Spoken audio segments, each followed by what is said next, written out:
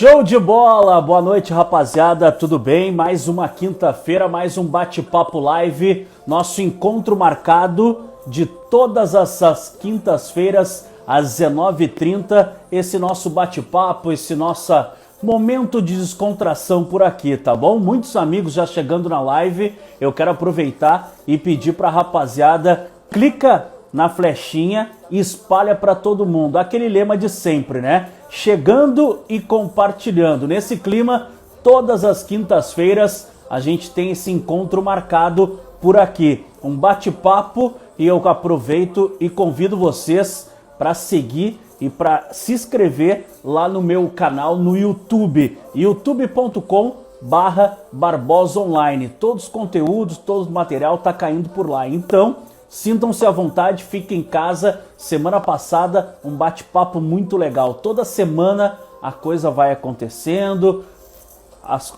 o bate-papo vai evoluindo e as coisas vão acontecendo, tá bom? Grande abraço a todos. Deixa eu aproveitar aqui e mandar um grande abraço para os meus parceiros da CRV, tudo em personalizados. Visita lá o Instagram, CRV Oficial no Instagram e fica por dentro do belíssimo trabalho que a rapaziada faz por lá, tá bom? Estúdio Trio Arte no Estádio Beira-Rio, na Zona Sul e também na Santana. Estúdio Trio Arte, a rapaziada aqui, ó, dá um trato no cabelo deste gordinho que nos fala. Vários amigos já chegando na nossa live. Alô, Piranha, aquele abraço, obrigado pela parceria. Teu artista hoje, hein? Sucesso, grande abraço, obrigado. Vanessa, Xande, meu advogado Geraldo Andrade, grande parceiro, tá na área, todo mundo. Alô, Rafa, aquele abraço, obrigado pela companhia, tamo junto. Pessoal, faz o seguinte, ajuda o gordinho, vai espalhando a nossa live que eu já vou autorizar e vou iniciar esse bate-papo com nosso amigo Renatinho, vocalista do Boca Louca, nosso convidado desta quinta-feira. Todas as quintas, às 19h30, estamos por aqui, batendo um papo, trocando uma ideia e falando de música, falando de futebol e trazendo um pouco de conteúdo para essa rapaziada. De fundo, olha aí, ó.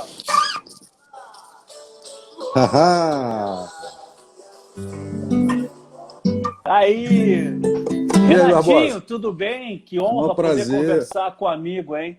Obrigado por me convidar. Eu estava dando umas bisoiadas nas entrevistas, vi lá com o Billy, que o Billy também é da nova geração e ele tem uma participação muito significativa de um momento do segmento para cá, com oposição e depois artisticamente falando, até pela história com Sam Prazer.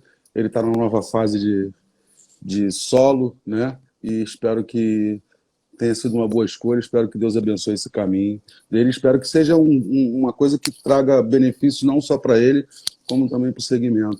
Vou fazer uma coisa com você, para começar diferente? Vamos começar assim? Fica à vontade. Ó.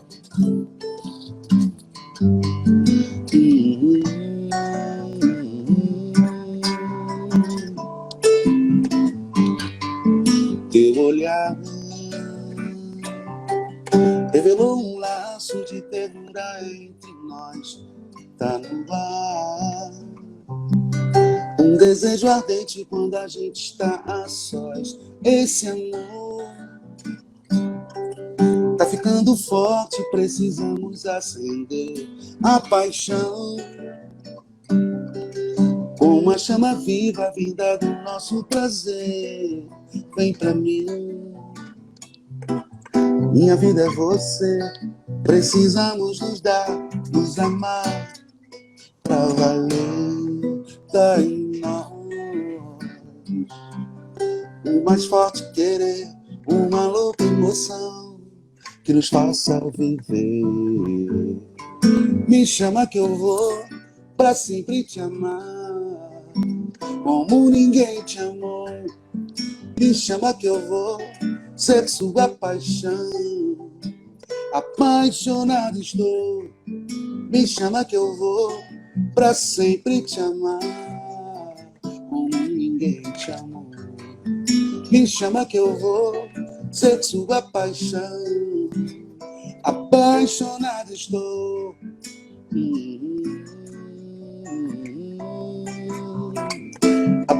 apaixonado estou.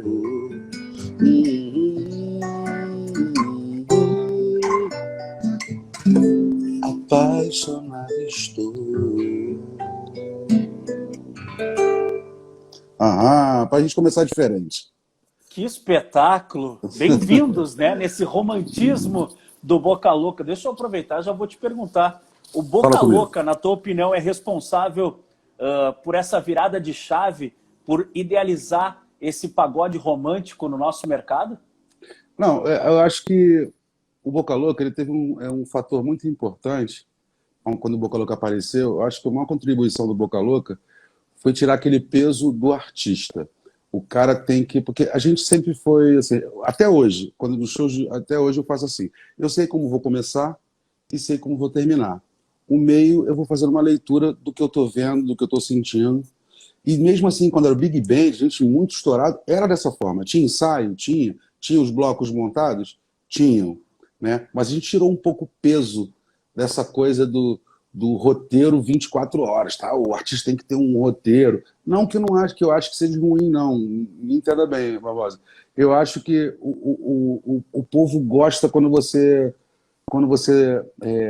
mostra que é uma coisa não é uma coisa para te um enlatado para te toma isso aqui, ó, é isso aqui que eu vou te dar. Não, É eu acho que é importante. um informal bem organizado. Sim, a gente monta os blocos e vai vendo onde ele se encaixa melhor e também não foge da possibilidade de você pedir um tom e cantar uma canção que vem na tua cabeça na hora, né? A gente até na época o nosso show, ele nunca foi, até mesmo porque eu vi muito antes o Leonardo, ele que produziu o nosso primeiro CD, que foi o do Água na Boca ainda, e o Anderson era um cara que eu lembro que ele ia dar canja com a gente, e as canjas do Anderson demoravam 3 horas. Tipo assim, o Anderson chegava no final do pagode, a gente já tinha tocado já 3 horas de pagode, e o Anderson falava, vou cantar umazinha. Essa umazinha do Anderson era mais 1h30, 2 horas em cima do palco, e a gente fazia quase uma micareta de pagode, por causa do Anderson, que era sempre um prazer, né? Então, com essa referência, né, que eu acho o Anderson fantástico, eu acho ele uma enciclopédia, não digo nem do samba, eu digo da música. O que você falar com ele sobre música, ele não só sabe sobre a música, sobre o artista, sobre o arranjo, é impressionante as informações que aquela cachola dele consegue armazenar por tanto tempo, né? E quando, por essa formação, nossos shows nunca foram curtos, né? Eu nunca fui a favor daquele 40 minutos sai correndo. Eu nunca permiti marca 3 shows no mesmo dia. Até poderia. Ok, faz um 2 horas da tarde, faz um às 6 e o outro mais tarde. Eu não gostava que você colocasse um show em cima do outro. Não que eu nunca tenha feito, tá? Teve ocasiões que eu acabei fazendo.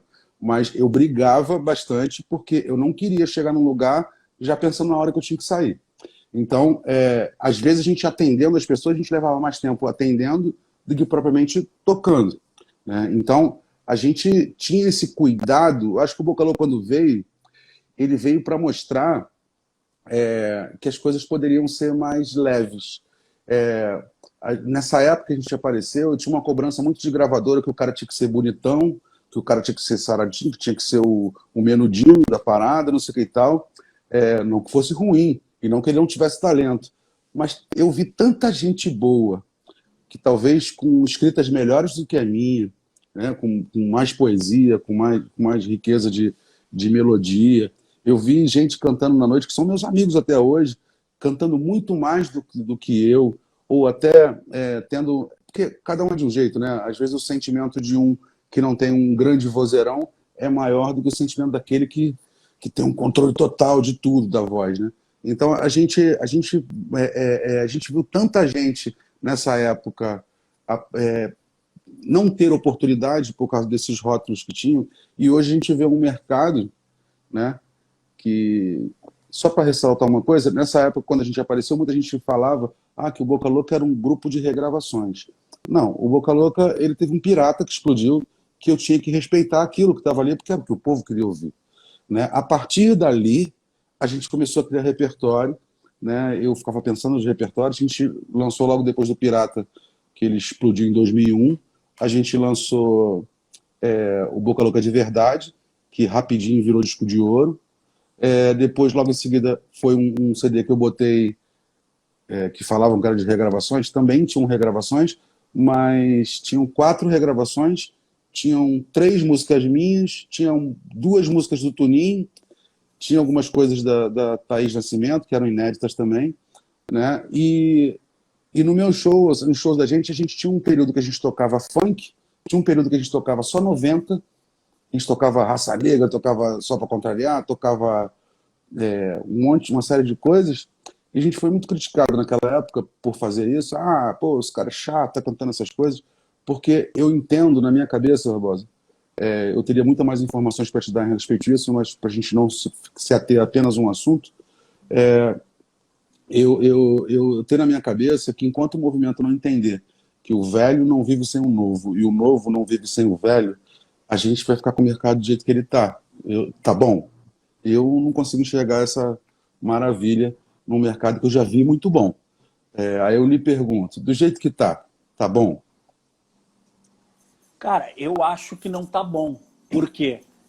Porque eu vivi um momento bem diferente em relação ao nosso samba e nosso pagode. Eu vivi Uhum. na época da Nova Era, inclusive eu fiz vários shows do Boca Louca aqui em Porto Alegre, Sim, sim, na época do o Paulinho, aquela Zico. simpatia, aquele carisma que ele tinha. O nosso primeiro contato com o Paulinho foi de embate, e depois ele virou um grande amigo, porque eu entendo que nessa região a Nova Era era o que havia em relação a samba, né? Então, às Referência. vezes, então assim, e tinha um formato de trabalho, né? Tinha um formato para trabalhar. E a gente, quando chegou para trabalhar no Sul, porque foi por causa do Pirata, o primeiro show que a gente fez aí, quem comprou foi o Tinga, o jogador, que ele fez a gente Isso na Império mesmo. da Zona Norte, entendeu? E nesse dia estava lotado, eu lembro, eu nem sabia do Pirata. Eu vou te contar essa história numa outra ocasião, pra gente, porque é uma história que. A história que antecedeu isso, sem o Tinga saber, sem eu saber, eu falo muito que tem dedo de Deus, porque se eu te contar numa outra ocasião essa situação, você vai entender por que que eu falo que tem dedo de Deus. Né? Quando aconteceu isso, quando eu cheguei lá na porta, eu vi aquele lugar lotado e gente do lado de fora, e eu perguntei para o rapaz que estava com a gente, que agora eu não lembro o nome, eu perguntei para ele, é a gente e mais quem? E ele falou, não, só vocês, pô. Eu falei, como assim? Não, cara, você não tá sabendo não? Aí foi, pegou e botou o Piratão. Eu na mesma hora reuni, escutei o Piratão, reuni todo mundo no camarim, eu tinha ensaiado um show, porque nessa época nem banda a gente tinha. Quando me contrataram para esse show, eu montei uma banda para fazer esse show, né? É engraçado, se eu te contar os detalhes é engraçado. Mas quando eu cheguei ali para fazer, eu juntei todo mundo no camarim e falei, gente, mudou tudo. Agora vai ser isso aqui, ó. Né? Então, é isso aqui que o povo está esperando para ouvir. E foi o que aconteceu naquele dia. Por fatalidade, ele só não foi totalmente maravilhoso, porque teve uma confusão no dia, chegou a ter uma morte de uma pessoa no final lá, discutiu, teve problema com armas e tal, que tirou um pouco o brilho daqui dali, mas a gente, ali a partir daquele momento, a gente começou a vislumbrar coisas na cabeça, idealizar coisas, e o Paulinho tinha o formato dele de trabalho, que ele era um pouco, conflitava um pouco o que a gente queria, né? E tinha aquela coisa de assim, pô, o que há é a nova era, se você não for lá, você não vai andar, né? Você não vai andar. Então a gente tentava, de alguma forma, mostrar que dava para andar, mas também andar junto com de outras formas. E a gente, a princípio, teve um embate em relação a isso. Depois a gente começou a fazer eventos e as coisas começaram a andar. E ele, com a simpatia e com a generosidade de sempre, que ele sempre teve, ele, numa conversa que eu tive em Porto Alegre, numa conversa, estava eu, ele, o PC, ele sentado, ele Grande justamente PC. falou a respeito falou a respeito de que talvez a gente não tivesse totalmente errado. Não, aquele jeitão dele, assim, talvez a gente não tivesse totalmente errado e a gente começou a chegar num consenso e Atirado, conversar. atirado na cadeira. Exatamente, exatamente. Eu tenho muito disso dele. Então, esse período era um período totalmente diferente. A gente estava falando de época de Orkut, a gente não tinha essa, essa ferramenta maravilhosa que a gente tem hoje, né? Que do mesmo jeito que uma coisa ruim de um indivíduo pode chegar lá no Japão, uma coisa boa também pode chegar lá no Japão, né? Então, hoje a gente tem que tomar muito cuidado com o que fala, se vale a pena dar opinião sobre alguma coisa, seja o assunto que for, seja do segmento, seja de política, seja enfim, de qualquer assunto. Então, eu vi o movimento do Exalta Samba, que já tinha o smartphone, e o movimento do Exalta Samba foi fantástico e ficou ainda mais grandioso por causa dessa ferramenta. Foi uma coisa que na nossa época a gente não tinha, né? A gente só tinha, naquela época era o Messenger, era aquilo ali, O MSN. o MSN, que é o Messenger, e o Orkut. E quem tinha como registrar alguma coisa eram os poucos que tinham uma câmera digital, que não era todo mundo que podia ter uma câmera digital, né? Hoje em dia a gente tem um alcance, poxa, fantástico. Acho que o modo de pensar hoje em evento é totalmente diferente daquela época, né? Totalmente diferente. Naquela época, o mercado nos oferecia algo diferente. Eu sempre falo isso daí nos bate-papos com a galera, churrasco, no bate-papo da galera da produção, galera da noite, do entretenimento, e eu digo o seguinte: naquela época, o artista vinha na quinta-feira, fazia interior, na sexta ou sábado fazia Porto Alegre e na segunda ia embora. Hoje, se tu fizer 2 shows, eu digo shows, com turnê, com produção, com a banda completa, 2 no final de semana, tá ótimo. Naquela época, 2, as contas não batiam, os números não fechavam, né? Sim, o olhar também é diferente hoje, né, Barbosa? Porque assim, ó, eu vou te explicar uma coisa, eu posso responder por mim, né? No período mais ou menos de 2009, 2010, para o mercado, vamos usar o linguajar que todos usam, né? Mesmo não concordando, mas é um linguajar popular dos maldosos, né? É aquela coisa assim: acabou, tá morto, não tem mais nada. Então, o que eu comecei, eu percebi que eu tinha caído de todos os festivais no Brasil que tinham, Samba Manaus, porque as pessoas já não tinham mais, não acreditavam que aquilo ali poderia ter qualquer tipo de segmento, né? Nunca iam imaginar que o Boca Louca, o Boca Louca até hoje ele não tem rejeição, né? Então, o maior problema do artista, às vezes, quando para perdurar, às vezes a rejeição que se encontra, né? E a gente percebeu o seguinte, que chegou um ponto que transformaram o segmento no mega, mega, ultra, blaster, super, LED, querendo, que foi um movimento, logo depois do movimento do Boca Louca Revelação, veio o Sorriso Maroto, veio o Jeito Moleque, foi logo em seguida, né? E não depreciando, não entendam como depreciação, houve uma continuidade do que a gente tentou fazer no nosso DVD. O que eu quis fazer no DVD? O DVD eu botei o Zé Carratu para fazer o cenário, que era um cara que tinha feito Charlie Brown Jr., Capital Inicial. Por quê? Eu queria atrair o olhar das pessoas com uma ótica diferente do que eles tinham do segmento. Olhar assim, caramba, os caras também sabem fazer uma coisa legal, né? Então, eu trouxe todo mundo que às vezes que eram referências de outros gêneros ali, justamente para os outros gêneros olharem para a gente que, poxa, eles também têm esse olhar, não é? Porque se você reparar do DVD do Boca Louca, ali em 2006, que a gente gravou, olhe os DVDs antes do Boca Louca e olhe os DVDs pós-Boca Louca, tá?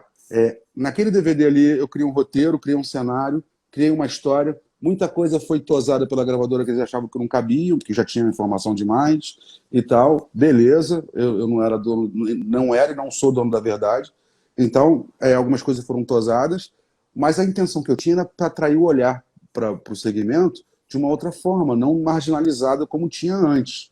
Mas porque os DVDs, venhamos e convenhamos, antes não era um DVD, era um show gravado, era aquela coisa de 1, 2, 1, 2, 3, deu o recado, quando acabar, 1, 2, era um disco com imagem, vamos dizer assim. Não tinha uma história, não tinha uma fala, não tinha um roteiro. E ali o que eu quis fazer era me aproximar das pessoas que faziam o movimento acontecer. Elas querem falar. A internet hoje permite isso. Elas querem falar, elas querem dar opinião. Às vezes falam até besteira, mas elas querem falar. Elas têm um jeito de falar. Então ali, quando eu fiz isso naquele momento, após o Boca Louca, você pode olhar os DVDs, eles passaram a ter um olhar diferente. Passaram a ter LED, passaram a ter cenários, passaram a ter... que foi um trabalho fantástico, que foi feito com Sorriso, foi feito com Jeito Moleque, depois veio o movimento do Exalta também, que eles cada vez transformavam, né, em uma coisa grandiosa, né? E aquele momento ali, eu achei só uma coisa assim. Foi um momento foi um momento que eu resolvi me afastar um pouco do mercado. Por quê? Por causa desses olhares maldosos, desses comentários maldosos, né? Eu nunca fiz música, eu nunca saí de casa para correr atrás de dinheiro, nunca fiz isso. O dinheiro ele foi consequência. Eu faço o que eu faço até hoje, só faço porque hoje houve uma renovação espontânea e as pessoas mostram quanto a história do Boca Louca é importante na vida delas. Por isso que a gente fala que todo mundo tem uma história cantada pelo Boca Louca. E a gente recebe muitas histórias. Então, ali, quando eu percebi que para eu ficar, eu tinha que entrar naquela maneira, fazer o que estavam fazendo, né, que foi me proposto na época de várias rádios, de vários lugares, eu percebi e eu até tentei. E que isso é um papo para outro momento. Mas quando eu percebi aquilo, eu falei, cara, isso não sou eu. Porque o movimento do segmento ficou aquela coisa, não estou falando mal, por favor, não me entendam dessa maneira. Eu estou analisando o momento. Aquele momento era um momento que o funk, o sertanejo e o pagode falavam o mesmo assunto. Tudo que a novinha, que a fila ia andar, que o combo, que eu vou pegar você de um jeito que você não sei o que vai. O papo era esse. Não que seja ruim, era o papo que a molecada queria, tanto que o Exalta virou um sucesso com muitas canções, né, com essa vertente que o fantástico Tiaguinho muitas vezes nos surpreende. Até hoje eu me surpreendo às vezes com composições dele, né, com coisas fantásticas que ele faz. Porém, eu percebi que aquilo não cabia. Você consegue me enxergar? Agora, hoje, com 46 anos, eu falando que é novinha, que eu vou pegar um de uns... Não cabe. A gente tem que se colocar no momento que a gente vive. Talvez quando eu tinha 20 e poucos anos, quando eu apareci, pudesse até caber, mas não era nem isso que eu queria para mim, mas poderia, né? Mas depois eu não me vi naquele mercado. Então eu comecei a correr no sentido contrário. Eu comecei a perceber que quando ficou muito grande, tudo muito grande, eu falei, tem uma carência aí. Por quê? Eles não tocam mais em casa de 1.000 pessoas. Eles não tocam mais em casas de 1.500 pessoas, de 2.000 pessoas. Eles querem festival. É um objetivo, é válido, ok. Mas eu falei, eu preciso preencher essa lacuna. E como na época eu não tocava no rádio, eu não tinha gravadora, eu não tinha um investidor, eu não tinha escritório, era eu e Deus e alguns da família e alguns amigos me ajudando, eu falei, eu vou preencher essa lacuna. E eu comecei a perceber que a molecada queria bater na palma da mão. Então, o que eu fiz? Eu montei um formato pequeno, comecei a pegar essas casas todinhas, de 1.000, 2.000, 1.500 pessoas, né?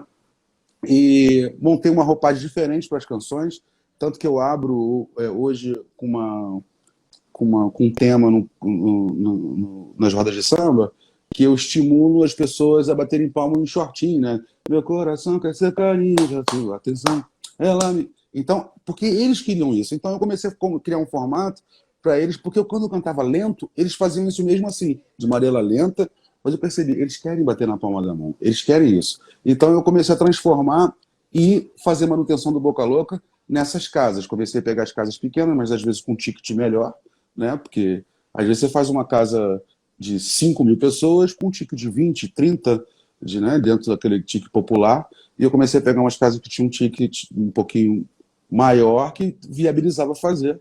E assim eu fui fazendo a manutenção da história do Boca Louca, vendo o movimento, apesar de não concordar de como o movimento estava caminhando. Como eu não dito o movimento, como eu não vou ser ouvido no sentido de estar acrescentando, na verdade você vai falar até arriscar das pessoas te condenarem por estar falando, está falando mal, é isso, é porque é isso. Então eu preferia não falar, eu preferia montar estratégias em cima daquilo que eu acreditava, e eu acho que funcionou, porque o Boca Louca agora tem 27 anos, a gente, antes da pandemia, a gente tinha uma agenda saudável até setembro, e a gente teve que cancelar os contratos e fazer devolução de grana, enfim, uma série de coisas que a gente já sabe, né? E houve uma renovação espontânea. Hoje em dia, tu vai num show do Boca Louca em qualquer lugar do Brasil. Quando eu falo qualquer lugar do Brasil, é qualquer lugar do Brasil.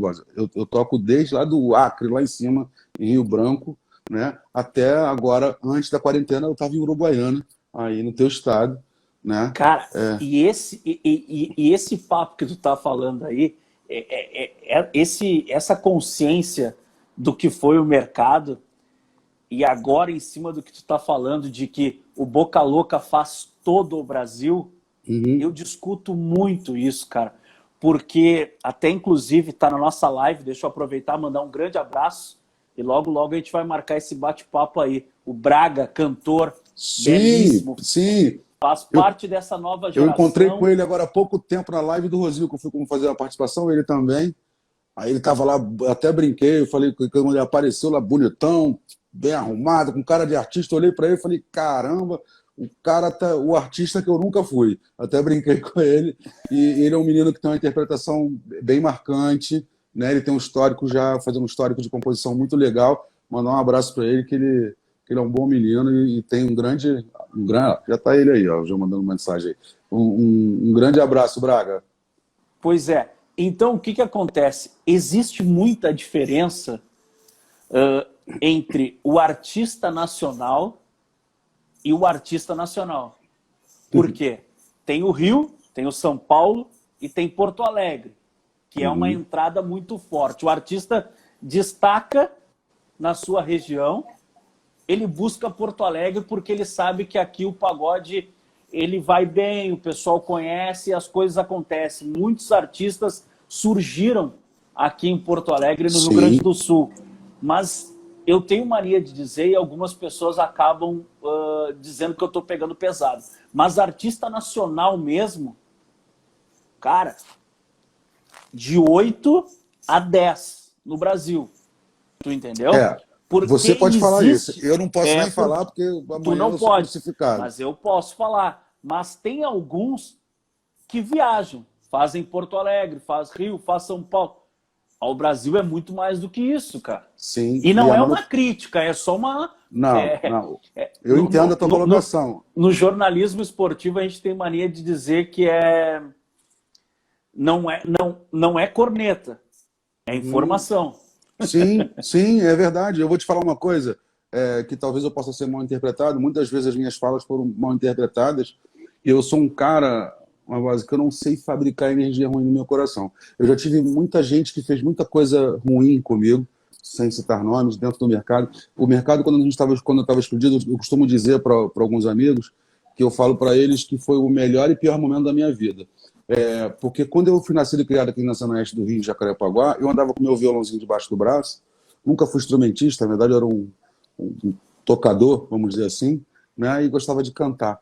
Eu andava por aqui, eu nunca imaginava na minha vida que um dia eu ia chegar no extremo lá do Brasil, em Manaus, ou no extremo sul, e pessoas iam me chamar pelo nome como se fosse meu vizinho, e esperar tanto, sabe, tanta proximidade que as pessoas. Eu tenho uma coisa engraçada que eu não posso responder pelos outros, mas assim, a gente chega nos lugares, eu não faço a menor questão de toda aquela parafernália de o artista chegou. Pelo contrário, se eu puder entrar pelo meio do público e agradecer aquelas pessoas que estão ali, eu faço isso. Muitas vezes não deixaram, porque eu sei que quando eu tocava na pracinha ali, né, eu não tocava nem para os outros, eu tocava na pracinha porque eu juntava com os amigos ali e eu queria mostrar o que eu tinha aprendido, né? Eu nunca imaginei chegar nesses lugares. E o Boca Louca, ele apareceu por um movimento do povo. Não foi movimento de gravadora, não foi movimento de escritório, não foi movimento de intermediário, foi movimento de Deus.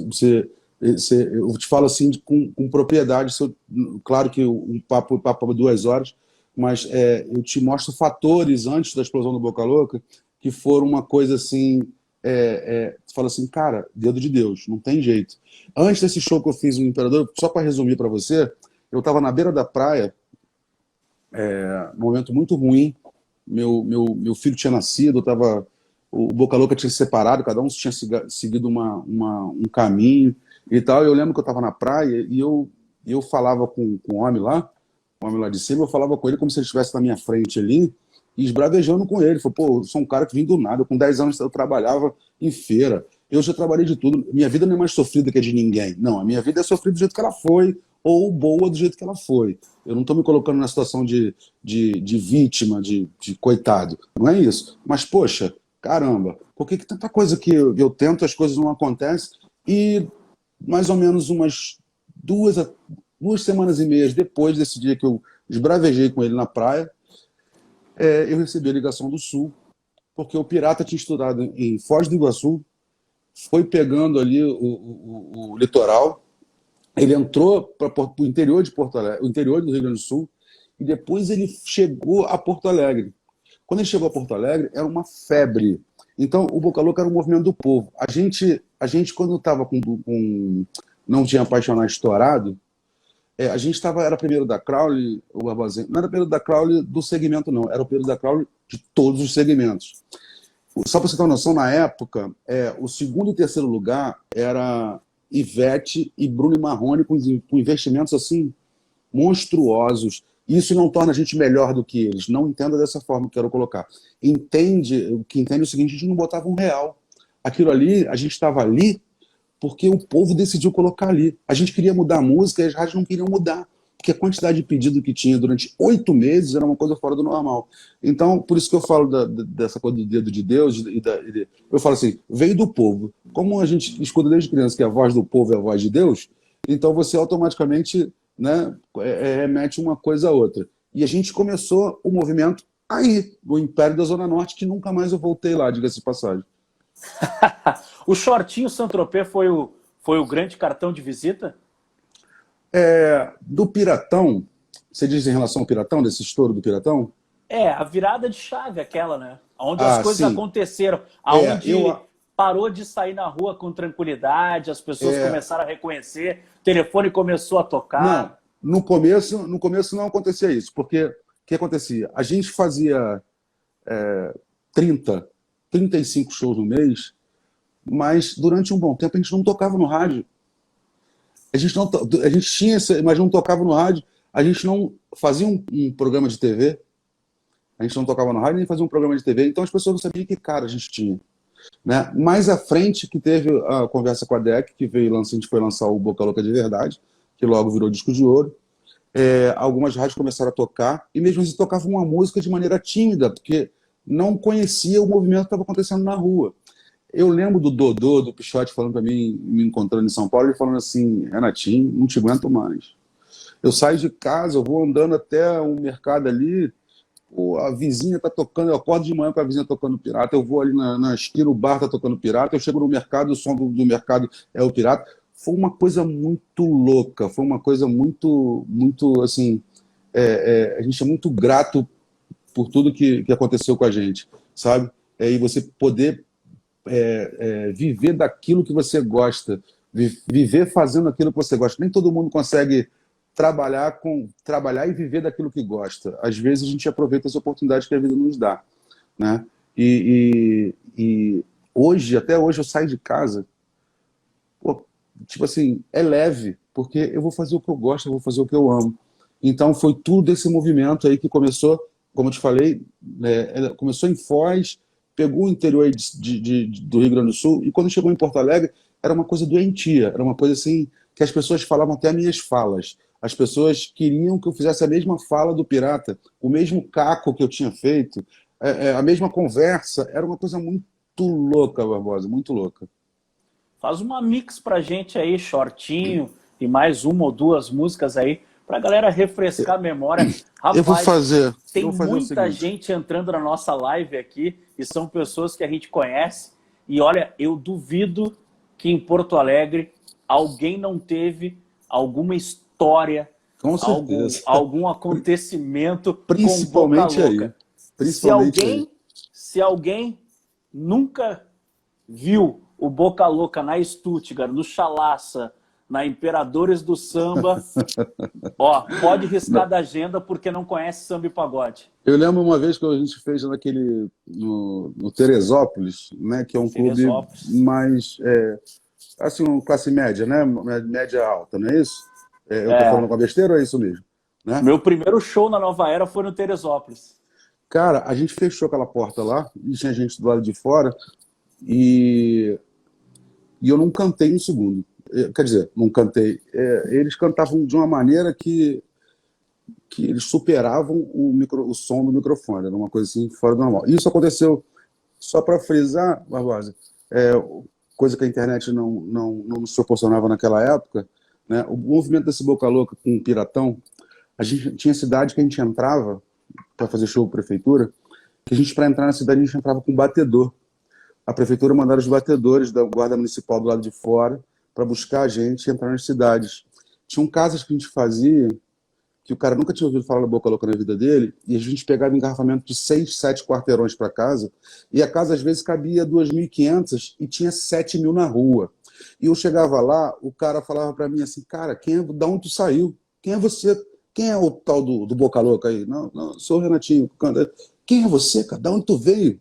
Isso aconteceu muito em São Paulo. De onde você veio? Eu falei, cara, a gente tem um CD alternativo aí, para não falar o Piratão, tinha um CD alternativo que andou aí, o povo gosta e tal, da Piratas Records. Aí, e ele falava, cara, estão quase destruindo a minha casa para te ver. O que está acontecendo? Então foi uma coisa muito grandiosa, Barbosa, uma coisa que, repito, sem as imagens que a gente tem hoje de Instagram, de Facebook, de YouTube, o máximo que eu posso te fazer é contar a história, né? E jamais, mesmo contando a história com muita...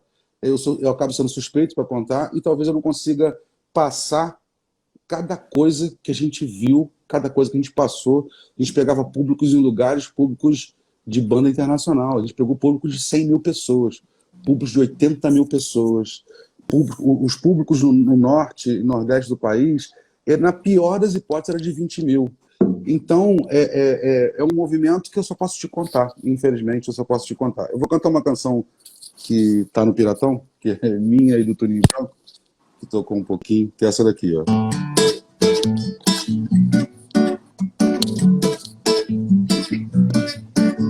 Eu hoje estou tão dividido, sem saber o que fazer.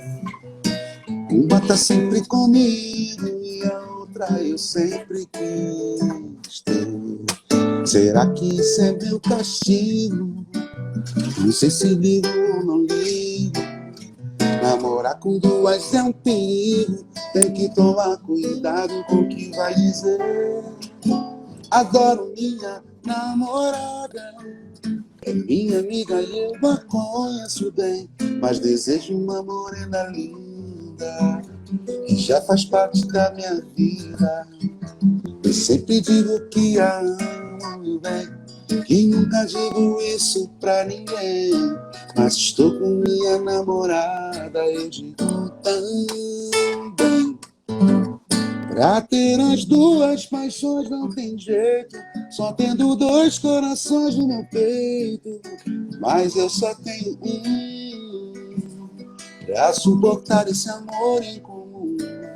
Eu sei que hoje estou dividido, quem sabe um dia talvez decidido.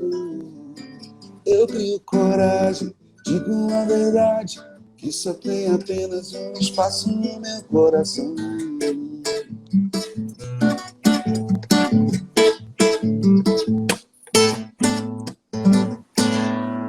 Me desculpe que eu não sou instrumentista, viu? Cara, que espetáculo, hein? É uma recordação muito boa, é um tempo bom do nosso pagode. E o reflexo do verdadeiro artista nacional tá na nossa live aí. Recados do Brasil todo, cara. Isso que eu me refiro na hora que eu comecei em a tocar, nacional. na hora que eu comecei a tocar, eu vi um recado de Fortaleza. Alô, Fortaleza. Fortaleza. Alô, Ceará. Ceará é uma... Ceará. Ó, aqui, ó. Endless Summer Rentacar. Sabe de onde é isso aqui? Isso aqui é da Flórida. Esse que acabou de mandar um recado. A gente, ano sim, ano não, a gente fazia uma turnê nos Estados Unidos, fazia uma viagem nos Estados Unidos, eu levava o Toninho normalmente, não era nem de fazer shows, não era essa coisa de, vamos lá fazer show, não. A gente ia até lá, a gente tem alguns amigos que moram lá, e a gente aproveitava e fazia o circuito dos sambas que tem nos Estados Unidos, que tem em Nova York, que tem em Newark, que tem na Flórida, em Deerfield, em Orlando. A gente passava por todos esses lugares, né? Que era uma maneira também de fazer assim, levar um pouquinho do Brasil para essas pessoas, que eu escutei muita história das dificuldades que as pessoas hoje tem muitos que têm a cidadania americana, mas que passaram muitas coisas lá. E quando eu escutei muitas histórias relacionadas ao Boca Louca com esse período, assim, né? Então, aqui ainda Sam é a Márcia e o Léo, é um casal de amigos, né? Olha lá, estamos aguardando você em breve novamente. Eles têm uma loja de locação de carro lá, e quando eu fui para lá, eles foram assim, o quê? Isso daqui, toma aqui, ó. Vai ficar de... Não, leva esse aqui, sabe? É uma coisa que a gente vai... Tem uma coisa que a vida nos surpreende, é com as amizades que a gente faz sem ter ligação nenhuma com pessoas. Eu costumo dizer que as pessoas do bem se reconhecem, né? A gente tem que ficar atento também que os do mal reconhecem a gente, mas é impressionante como essas ligações, sem ter uma base, você desenvolve essa proximidade, né? Uma coisa que eu faço muito, Barbosa, você falou o negócio do Brasil todo aqui, ó. Ó, aqui, ó, o Empório Estoque aqui. Esse aqui é o Paulinho, que ele é de São Paulo. O Paulinho aqui, o Boca Louca Futebol Clube. Lá em Teresina tem o Boca Louca Futebol Clube. Que Rapaziada, barbaridade. fantástico. Depois você entra no Instagram e dá uma olhadinha, só para não ter pessoas dar uma olhada, se puder, segue os meninos lá, que eles fazem uma luta legal assim com a rapaziada que está começando, né? Então, assim, agora eu até falei do Paulinho, do Empório. O Paulinho, ele casou, fã do Boca Louca pra caramba, ele casou e a mulher dele queria aquela música da Ana Vilela lá, aquela que fez sucesso demais aí, que eu esqueço agora, Balançar Teu Filho no Colo, eu não lembro mais já como é que era a música, enfim. E ele me falou, Renatinho, eu queria Boca Louca, minha mulher quer Ana Vilela. Eu falei, vamos unir outra agradável. Eu entrei no estúdio com o Tuninho e com o Davi, fizemos uma versão da música na minha voz e eu mandei para ele casou com essa música, Trem Bala, é isso aí, ele botou ali, ó, Trem Bala. Trem Eu fiz bala. uma versão para ele, mandamos a versão para ele conta emocionado muitas das vezes isso na internet, né? Então são assim, ó, e uma coisa que acontece, Alvaz, eu olho aqui, eu sou muito ligado no Instagram, então eu vejo as pessoas comentarem, eu vejo elas entrarem às vezes uma livezinha que eu faço, uma coisa qualquer, eu vou olhando fisionomias e vou, às vezes, guardando nomes. E, às vezes, eu chego na cidade e vou tocar e eu olho no público e, tipo assim, olhando... Ih, Barbosa Online. Eu vejo... Porque, sabe? Por que eu faço isso? Porque eu sou fã também de artistas. Eu já postei coisas desses artistas que eu sou fã. Eu já comentei em fotos desses artistas que eu sou fã. Eu já fiz de tudo para, de alguma forma, ser notado que, olha, eu gosto muito do teu trabalho, sabe? E eu nunca tive uma resposta de nenhum dos artistas que eu tenho. Então eu fico, às vezes, pensando o quão seria fantástico receber qualquer tipo de retorno disso. Então, quando as pessoas se aproximam, você fala, cara, eu vou entregar o que eu tenho para entregar. É isso. O que eu tenho para Se entregar colocar no lugar do fã é é, fantástico. e entregar aquilo que eu tenho. O que eu tenho para entregar para vocês é obrigado, é gratidão, é saber que quero que você saiba que eu sei que você está ali, eu sei que você está junto comigo ali, eu sei que muitas vezes o movimento da nossa live, por exemplo, a gente perdeu o canal, porque o canal foi hackeado. Então, para fazer live, tinha que fazer live pelo YouTube, tinha que fazer um novo canal. Eu falei, não vou fazer não. Eu falei, deixa para lá, não vou fazer mais nada. Eles começaram a fazer um movimento no site da Brahma, da Brahma, da original, começaram a fazer um movimento. Eles, por si só, não pediram para fazer nada. Eles fizeram um movimento monstruoso. Eu fui criar um canal novo. Em uma semana, a gente estava com 10 mil inscritos, que é pouco, mas para aquilo ali, em uma semana, eles se inscreverem, e a gente conseguiu realizar a live por causa deles, porque eles queriam a live e eles fizeram o quê? Eles criaram uma condição para a gente conseguir fazer a live. E conseguiram, porque os patrocinadores se interessaram. Chegou no final, a gente estava tendo que descartar patrocinador, porque conflitava um com o outro, as marcas conflitavam. Segmentos. Né? Então a gente é muito grato e a gente só sobrevive até hoje, Bamano. Eu acredito, né? Eu acredito que a gente só sobrevive até hoje por causa dessa proximidade que a gente tem com quem gosta da gente, por causa das pessoas que pegaram o movimento do Boca Louca e passaram para filho, passaram para neto, foram passando para frente, né? Os amigos do meu filho tem 21 anos, os amigos dele curtem pra caramba, não pegaram, deviam estar na barriga da mãe ainda, ou nem na barriga estavam, ainda estavam no outro lugar ainda. Então, e eles escutam um monte de canções minhas e canções que eu gravei, e não tinha a menor ideia de que era eu quem cantava e que tinha sido um movimento do Boca Louca, e hoje eles têm essa noção. Então, a internet nos ajudou muito a fazer com que as pessoas entendessem o que é o Boca Louca, né? Uma frase que eu escutava muito das pessoas, que eu me perguntava, as pessoas falavam assim: eu não gosto de pagode, mas de Boca Louca eu gosto. E quando eu escutava isso, eu ficava me perguntando, não é uma vez não, no Brasil inteiro. Tinha gente do rock and roll, gente de outros segmentos que não gostavam de pagode, mas gostavam de Boca Louca. E eu me perguntava assim, então o que eu toco? Se ele não gosta de pagode, mas ele gosta de Boca Louca é o quê? Um som alternativo? Eu ficava me perguntando o que era. E depois eu entendi que talvez fosse a soma de tudo isso. A soma da contribuição das pessoas. Eu vim de uma casa que se tocava muito Cartola, muito bate outra vez, com esperança no meu coração. Uma casa que rolava muita seresta, muita coisa, depois rolava muita coisa de MPB. O Toninho vem da formação de Chorinho, né? Ele tocou com muitos sambistas também, tocou com o Dominguinho Estácio, ele tocou com a Alessi Brandão. O Toninho aprendeu muito também com o Alceu Maia. O Davi, do violão, ele veio de um movimento de MPB, que ele chegou a tocar com Beto Guedes, chegou a tocar com Tunai, né, com Flávio Venturini. Então, ele veio um movimento de MPB e de flamenco, ele toca violão flamenco, né? Então, eu acho que a contribuição das pessoas e essas informações, esses registros musicais dessas pessoas que se uniram para o grupo, eu acho que fizeram com que o som do Boca Louca, não que fosse melhor do que o dos outros, mas que fosse diferente. Eu penso que quando você escuta Boca Louca no rádio, você sabe que é Boca Louca. Entende? O registro do som é um pouco diferente, entende? Tem uma identidade muito forte o som do Boca Louca. E eu costumo dizer que existe o sucesso e existe o hit. E o hit é o que faz gerações que não estavam entre nós ainda, por exemplo, os amigos do teu filho que tem 21 anos, né? Como é que ele sabe, como é que ele conhece o Boca Louca, como é que ele não gosta de pagode e conhece o Boca Louca? Porque é hit. Eu posso não escutar rock, entendeu? Por exemplo, né? No carro eu escuto tudo, Barbosa, eu no carro até escuto assim, música boa. Eu gosto de música boa, né? Mas o que marcou, né? No caso o Barbosa, Charlie Brown Jr. fazia hit, Chorão faz hit. Sim. Então é isso, isso é o Boca Louca. Eu peguei o movimento do Legião Urbana, o movimento do rádio.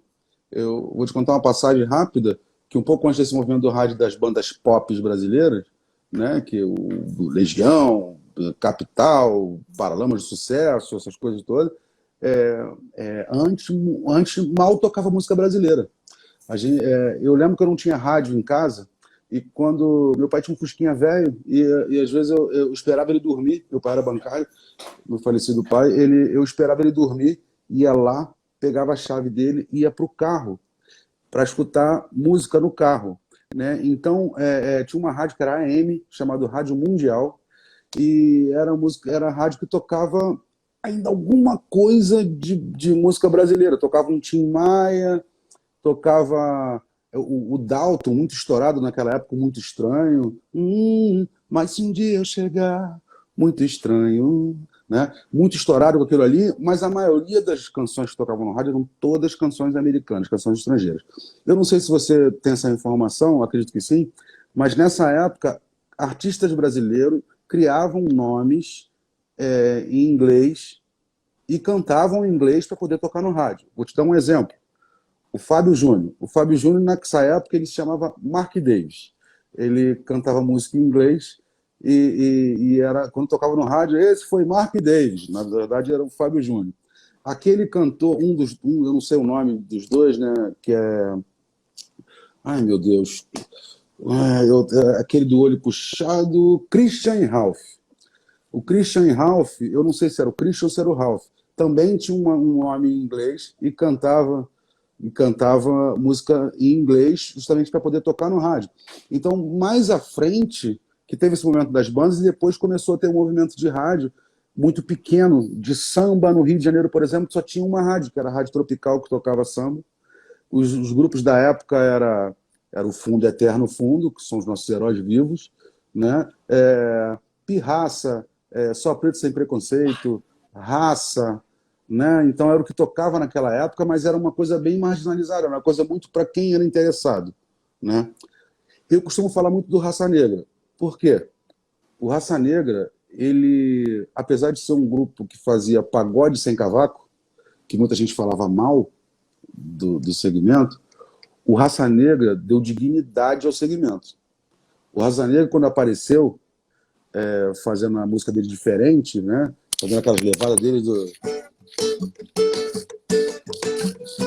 Mais swingado. Ele, tecladeira, muito teclado, né? Que aqueles arranjos são fantásticos, todos fantásticos, assim, pegava, estava na tua orelha, tu não esquecia nunca mais. Então, aquele movimento ali fez com que o pagode fosse olhado de outra forma. Porque o movimento do Raça Negra estourou, explodiu de uma forma, que eu lembro que tinha um clube perto da minha casa, meu pai foi um dos fundadores do clube, cara, era bagulho de 11 mil, 12 mil cabeças para ver um grupo que eu nunca tinha visto na minha vida. E depois veio o Só Pra Contrariar, veio o Negritude, apareceu os Morenos, o Molejo. Logo após desse movimento veio o Movimento de São Paulo, que aí veio Exalta Samba, Catinguelê, Arte Popular. Mais à frente o Soueto com Belo, que foi a primeira canção que tocou no Brasil, que era...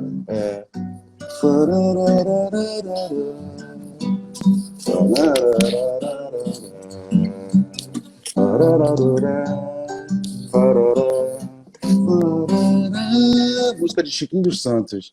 Que espetáculo, hein? Eu lembro de todo esse processo, assim. E outras bandas que não continuaram, que alguns morreram, outros não teve continuidade, mas apareceu Razão Brasileira, apareceu a Banda Brasil. Banda Brasil, quem não lembra de Banda Brasil? Como é que era?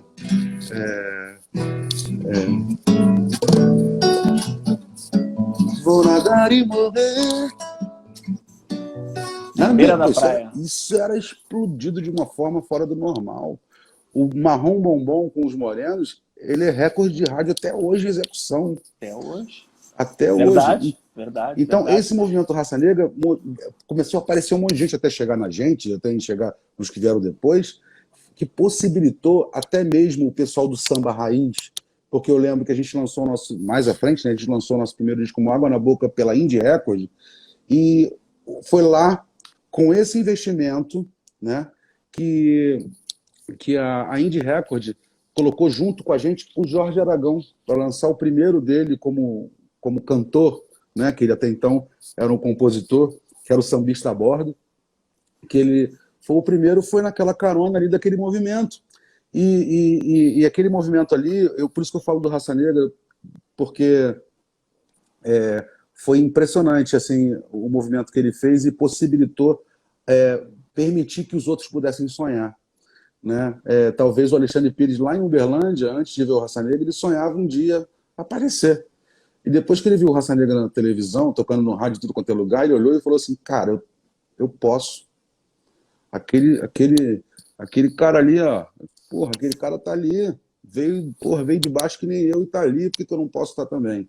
Assim também o Negritude, que veio da Coab, enfim, os demais que a gente pode poupar os detalhes para não ficar tão grande, que já está sendo. Então, assim... Renatinho, deixa eu te perguntar uma coisa, a gente tem ali 4 minutos para encerrar, porque cai a live em uma hora. Se você quiser, aqui. a gente continua, tá? A gente desliga e volta de novo. Tá, não, perfeito. Então a gente continua, porque o papo, como tem história, né, cara?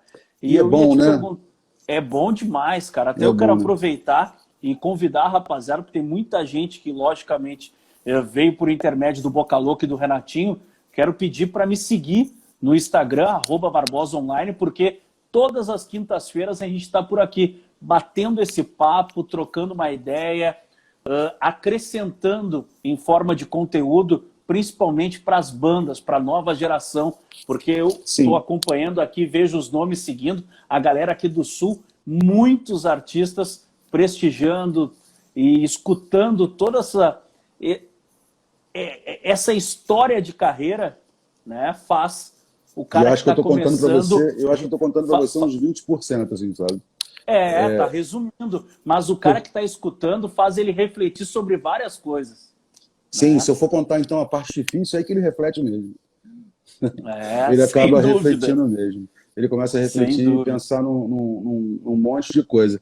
A gente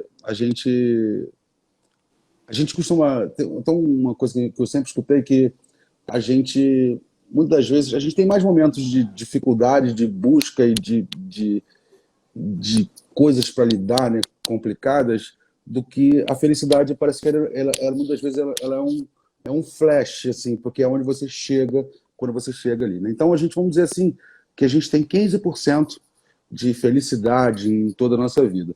Mas o que nos faz continuar e nos faz ser forte são os outros 85%. Porque o feliz é feliz. Ele não te exige nada, ele só exige você sorrir, sentir aquele prazer de ter alcançado aquilo. Os 85% de busca, de não, de porta fechada, de esse aí que te estimula a produzir esses 15%. Então, quando eu falo assim, quando a gente quer contar essas coisas, não é para se colocar numa posição, transformar uma posição, a história da gente dar mais valor, no sentido de que é difícil. Não, é difícil para todo mundo, seja o que for.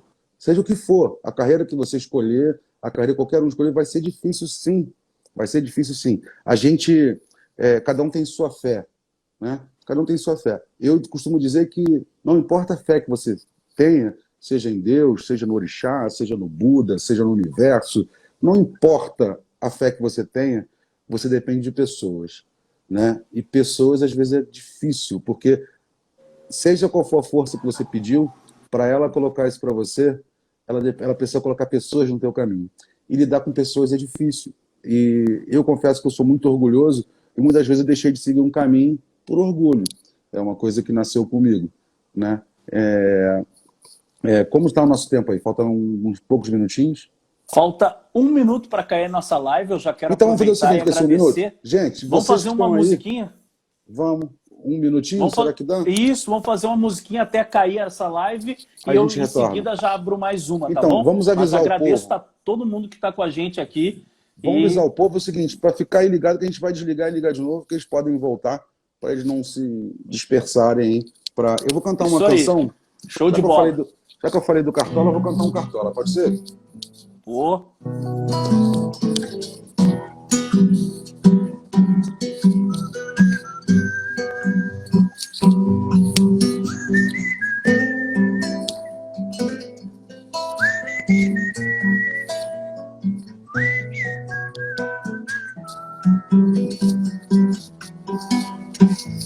Bate outra vez, com esperança no meu coração,